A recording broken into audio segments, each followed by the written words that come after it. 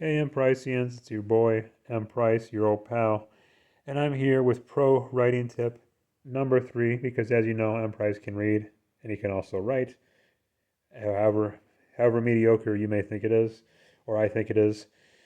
But here's my pro tip number 3, and that is always have a plan, always have a structure, an outline, whatever you want to call it. Always go into something with the knowledge of where you want to go.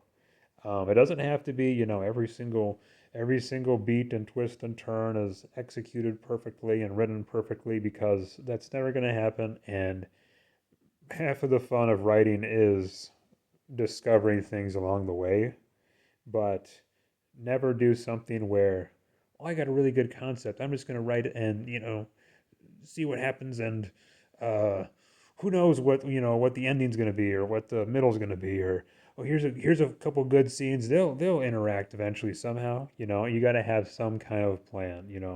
I've personally never finished anything that I didn't have an entire outline for, and maybe other people out there, which I guess doesn't make this a pro tip, maybe other people out there can do it totally fine and can just make something up out of their heads continuously over and over again.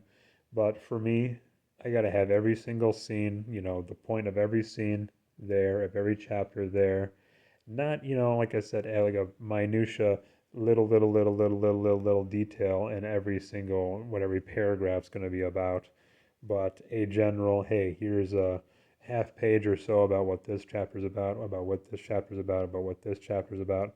Here's the major movements, the major arcs. Here's the beginning, the middle, the end, major character changes, and you're good to go. If you don't have that, then I find you just get kind of lost and aimless, and you end up starving in the metaphorical woods of writing. And I don't want that for you.